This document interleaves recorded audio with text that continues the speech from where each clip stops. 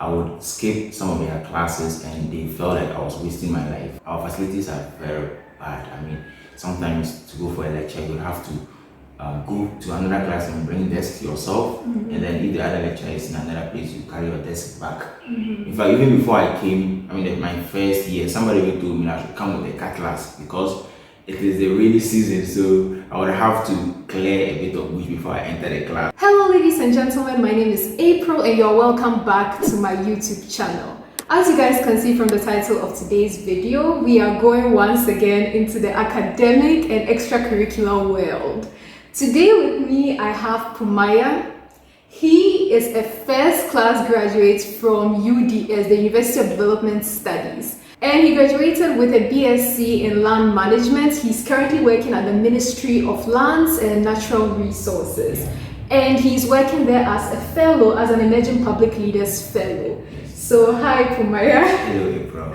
Yeah, so tell me a bit, first and foremost, right, about how you got the job at the Ministry of Lands and Natural Resources, how it's linked to Emerging Public Leaders Fellowship. Okay, thank you. First of all, thank you for having me on your channel. I've been a fan since day one. Oh, wow. So, Emerging Public Leaders, the fellowship program is an idea or a dream to reform the public sector.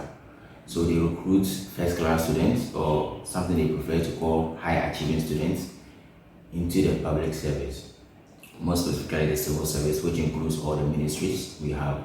So I applied every year. We are the third cohort. Every year they recruit just 20 students out of the whole country. Wow. So I was told that I just found out recently that for our cohort we had 600 people applying and they picked 20. Because of my background in land management, it automatically placed me at the Ministry of Lands and Natural Resources, specifically under the Lands Technical Directorate, and we provide technical researches for the minister and to advise him on certain issues pertaining to land policies. So that's what I do there. Okay, so after your 1 year with the ministry, what's next in relation to the whole fellowship structure? Yeah, the fellowship is 2 years. So the first year is national service. Then the second year you would write the civil service entrance exam. Then you will be placed at the ministry of your choice, preferably where you had your first year. So after the second year of your fellowship, you are done with EPL and you become part of EPLAN, Emerging Public Leaders Alumni Network. But then you still remain at the service, but not necessarily going through all the things that EPL fellows are expected to do, even though they sometimes include them. But you are done with your service, but still at the ministry. Still at the ministry. So that's where you see your progression in terms of career goals. Yes, for a very long time I expect to stay there and then I move on to other things. I see, we're quite an overachiever. Okay, so now let's talk about your time at university. You graduated as the valedictorian of your class. Yes. And at the same time, you know, despite these impeccable grades, you were also able to really dedicate your life to extracurricular activities, yes. Which is the topic of our today's discussion, by the way. So first and foremost, can you just give a brief overview which extracurricular activities? Of course, you can't mention them all, I'm sure. Just a couple of them, and then how that tied in with your studies. Okay, so when I started university, I went in with, I have to just achieve the grades and be out. That was your mindset? Yes. Then after our first trimester results came out, UDS used trimester, not semester. I mean, it was very good. I felt like it was very good, and I felt like I hadn't even put so much work into it. So I feel like if it is going to be this way continuously, why don't I invest my time in other things that I have heard would come in handy in the future? So that's when I started. I joined the Debate Society, I joined Youth Parliament, I joined Rotaract, I joined Infinite Research Institute, a lot of them. So that was just my 100 days. And just before I graduated, I became the Speaker of the Youth Parliament, I became the President of the Debate Society and NCC Club. I became the academic board chair of my department, Real Estate and Land Management Students Association. Then I became a local coordinator for African Students for Liberty. In fact, I did all of these at the same time while balancing it with academics, because from the start I felt like it was too easy, but it became complicated. But I was also too deep into that extracurricular that I couldn't just stop it. So I just had to sacrifice more time for studies during the night, and then during the day my extracurricular activities will have me. So that was how it was. Okay, but just just a general question. Why the interest in those particular kinds of extracurricular activities? I'm hearing a lot of debates, a lot of leadership basically oriented. So why did you decide to go for that? Why not more of something, should I say, more of like hobby oriented, like music? You get me? Those extracurricular activities which are a bit more fun. Yeah. Were you actually thinking about your future when you were engaging in these extracurricular activities, or it's just your own interest? Yes. Actually, I don't know if it is a normal thing, but there are some people that just don't know where their interest lies. They feel like once they have to do something, they will to do it to the best of their ability. So I see myself as that. So I really don't have a passion for music or something, but if I feel like I will need this in the future, and if I try it, somehow I'll find a way to excel in it. So I needed to be more confident, how to present, how to speak. So I felt like these particular clubs were good for me: debate society, youth parliament, Rotaract, all of them. So it was just, as we said, I was thinking about my future, but then also trying to address challenges with myself that I had identified before, and I felt like this was the way to go for me to correct them. Okay, and from how I'm understanding that you're not someone who is particularly passionate about one thing. You have an interest in many things and you just try your hands. Exactly. Yeah, I'm also like that, actually. I'm also like that, so I completely understand where you are coming from. Yeah. And also, from what you've said, I'm understanding that you were studying at night and you were engaging in extracurricular activities in the day. Yes. So that's your strategy. Yeah, that was the routine for me. That was the routine, Yes. and it's obviously worked. Definitely. But once in a while, I would also visit some of my mates for group discussions. My teacher used to tell me that the best way to learn is to teach, and that thing is actually true. The fact that people would rely on me to come and explain certain concepts, would force me to study it if I like it or not. And even if I go by what the lecturer gives, I would like to study more and get another perspective. So that during explanation, if I have to go somewhere else to get more explanation from my people, then I can have that with them. So the daytime was for extracurricular activities and some group studies. Okay. I would be invited, or I would show up myself and just sit there, sometimes even holding a meeting on my phone, but just being there gives me an idea of what others have studied or what they have taught, and then when I go home, I work on them. So studies at night, group studies in the day, and mostly extracurricular during the day. Okay, so when did you sleep? When did you sleep? Wow. When did you eat? When did you, just have time for yourself? Did you even have time for yourself? Actually, no. No. Actually, Okay. not at all. Not at all. But the sleeping there, that one I'm interested in, because I have my 7 hours of sleep. Oh, really? Yes. You Yes. still got that? Wow. Yeah, but I'm a day studier. Okay. I'm a day studier. So that's just me though. But in your case, I'm curious. Yeah. When do you sleep? Well, when I say I study at night, not necessarily all through the night. It could just be two hours and I'm done. The reason being that because I knew I would be swamped with a lot of extracurricular activities, I don't want my nose to pile up. So at the beginning of the trimester, I start my 1 hour, 2 hours every night.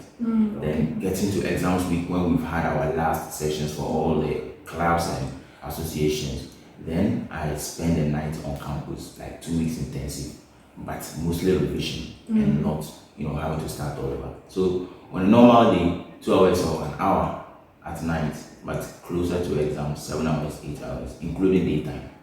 Okay. So now let's focus on the extracurricular activities.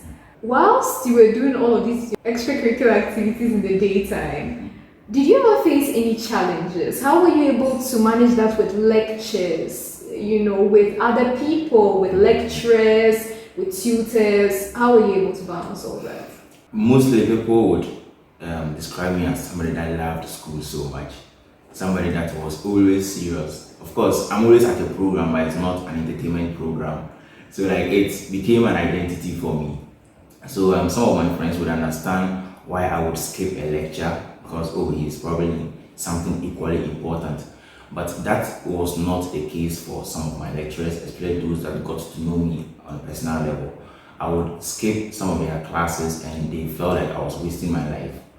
I would even have a venue for a program, an extracurricular activity. It could just be the next lecture room, and I would be there when my favorite lecturer is in other class delivering a lecture, and that would cause a lot of problems. But at the end, I was able to get through to them because I told them that UDS, or we don't usually get some of these opportunities, and I've had people that have come here and they realized that some of the things they skipped on campus are those things that are actually needed in the real world. So it's based on that mentality that sometimes they see me prioritizing, priority in quotes, extracurricular to their lectures, but they should rest assured I'm taking my studies seriously. I call them, sometimes I just want them to have that personal connection so that I could even seek permission in advance, but it didn't always work.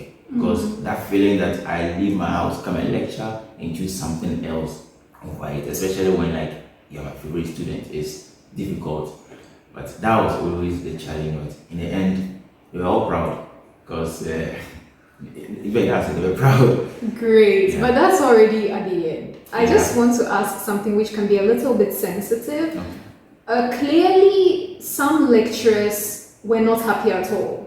Maybe even disappointed at the approach that you were taking, choosing or prioritizing, as it would seem, extracurricular activities over lectures and studies. Do you ever feel like one or two or more of the lecturers were biased towards you in terms of grades, in terms of anything? Did you ever feel that? As like a punishment for my life choices. As in, they know that this guy, he doesn't come for my lectures. I'll just mark him down. Did you ever feel, maybe not that it happened, but did you ever feel maybe threatened that could happen, or did you ever have any feelings? Not that I can remember. Practically, like I have this philosophy: when I'm writing an exam, I don't want to give the lecturer a reason to give me a wrong. As in, I just want to get everything straight. Like I have nothing to worry about when I'm sitting at home. So that was what I was providing in the exam. But there are some courses that maybe I feel like I just so I should even get a 90 and it comes as a 80 or 81. I don't mind, it is all an A plus. And I mean, that was all that mattered to me. So sometimes I felt that maybe some of these things I do can go against me in the exam. So I showed myself against any such thing. I'll provide what you want, and I don't know how can you not give me the grade. And I'm sure that's the best way they could punish me, but I don't leave myself vulnerable in that particular space. So I haven't felt threatened. I haven't felt bad. Even if I did, I'm sure I put in the right measures to avoid being targeted. That's a great approach to take. So preemptive. Before anything happens, you're able to put things in place. Okay. Not going for lectures, did it affect you negatively? In terms of your actual grades and studying? Yes, it definitely did. It definitely did. There are some, but then it could. I wouldn't say it did. It could, because as I mentioned earlier, sometimes the group studies I attend, they give me an impression of what I have missed in class. Okay. So I was very passionate about those particular meetings, not just because I wanted to learn from them, but also to get where they were at as a class, so that I could catch up. Okay. So if I didn't do those things, perhaps a lot of things I wouldn't have known that they covered in class. I would not have known. I would have studied it for exam, and that would have affected me. So that's extra. That group studies and everything, it really came in handy. It kept me apart with the class, in as much as we're not always together in class. So it could have affected me, but maybe it still did. And I feel like this was a defense against it, and maybe it worked. But it could definitely have affected, but I can't really pinpoint that this is a cause that I could have done better if I hadn't, engaged in so much extracurricular activities. I don't have any such course on my transfer. I feel like what I get is what I worked for, what I deserve. There's nothing more I could have done. Okay, so you made up for lectures by going for study discussions. Exactly. All right, now looking back, I can see from how you're speaking, you don't wish that you could have done something differently, or is there something that you wish you could have done differently? I said I had so much time on my hand. That's why I started those extracurricular activities. I feel like I could have still made enough time to be more social as well. So I wish I was more getting social. To that. Yes, I wish I was more social on campus. I know I could have made the time if I really wanted. So maybe it's just how I am. I'm not a social person, or maybe the decisions I made in school is what made me that way. But I definitely wish I had made, friends outside my class or as my study group, attend a party or two, which I never did. So I'm not saying I regret it, but I actually wish I had that feel. At least once the or university twice. I know life. once it's university. Yeah. I never had that feel. So it's something that I could have or I would have done differently if I got a chance to go back. In terms of your school, there are lots of people, especially those from Accra, those of us in the South. Yeah. When we hear schools or NSS positions or anything that's located in the northern parts of Ghana, whether it's Tamale, Wa, wherever, we have this negative impression. Yes. We don't want to go to school there. I even know someone who got accepted to study medicine at UDS, and I'm not sure if it was for free, but it was definitely more affordable than here in Legon, in Accra. And he said he will not go just because of the location of the university. So first of all, I want to know your perspective on that. I want you to clear certain stereotypical assumptions people might have. What do you think about this whole thing? Well, first of all, I'm not entirely against them. As in, if you haven't seen, you would have the right to assume anything. And even myself that I saw, there are maybe facilities that I wish we had that we didn't. In fact, we had 4 campuses, UDS, and the Tamale campus is the main one. Even though that is the most developed amongst all the campuses, it's still less as compared to UG and then K University and the rest. And so I would understand why the person wouldn't want to come, because the facilities are not really, they cannot really match up with what you have in University of Ghana and then K University. But I feel like over the years we've attended competitions with these schools and we've excelled very well. And so I think that's what matters, is the content and not really the facilities. The academic standard. Exactly, it's high, it's good there. I'm saying Tamale campus is the most developed, and to people outside that is even not good enough for them. Now, when it comes to the other campuses like mine, you would weep. Which is Wa campus. Wa campus, okay. Wa campus, there's more bush than buildings. The sun, like everything is just bad.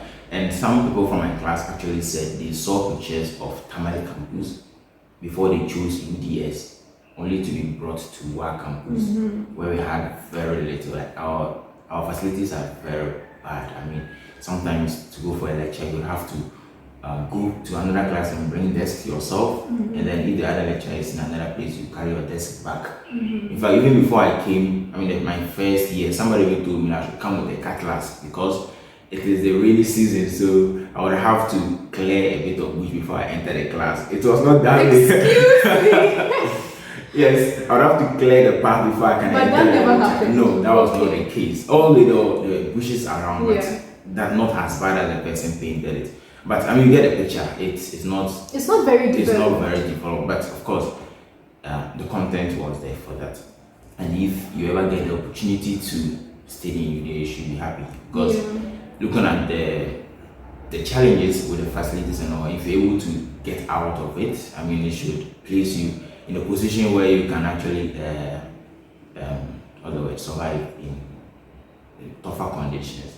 Yeah, so basically, even though the campus and the facilities are not that developed, academic standards are good, and you are still able to excel. And look at you, now you're here in Accra, you're working at a ministry, even if it's through your own efforts, i.e. extracurricular activities, not just school. There are so many people who went to UDS who are excelling now and who have excelled before. So I personally, I've been to Tamale. I've been to UDS in Tamale, to that campus. I never studied there, so I don't know, the practicalities of all of these things. I wouldn't say that my experience was terrible. I think what was in my mind was worse than what I actually saw on the ground. Like, I think that we've been scared so much that when we actually go to such places, we are like, but this isn't what there are we were people told. in Accra that believe that people in Tamale live on trees. We don't have, we still live in thatches. Like, that it's just bad. It's just bad. And in fact, one of while I was on campus, I came to Accra for a conference and I made a friend who asked at the end of the whole thing, like, oh, so you're from Tamale? I said yes. Then he asked me if I know Abdullahi. This is like when Europeans say, "Oh, you're from Africa." Well, I have a friend who is in Egypt. Me, you're from Ghana. Exactly. As if How are you it's a supposed to know compound house and everybody knows the other. That's the whole idea. I didn't know what to say. I said, no, I don't know Abdullahi. Because I don't know. I mean, we are big. In fact, just until recently, we're the biggest region and one of the most populous places in the country. So how am I supposed to know a random Abdullahi just because it is you heard it's from Tamale or it has a northern connotation in the name? It's like, that's very interesting. Yeah. All right, thank you so much for your perspective. Thank you so much for your story. I hope you guys have learned something, and if you like this video, of course, give it a thumbs up. Press the like button down below, and of course, comment. You can ask any question that you want. You can do a video request if you want me to film a particular video of your choice. And then, of course, subscribe to my channel if you haven't already. Today I was with Pumaya. Maybe he will be back on my channel for another purpose, we don't know. But for today, we are just saying a goodbye, and I hope I'll see you in another video. So, bye!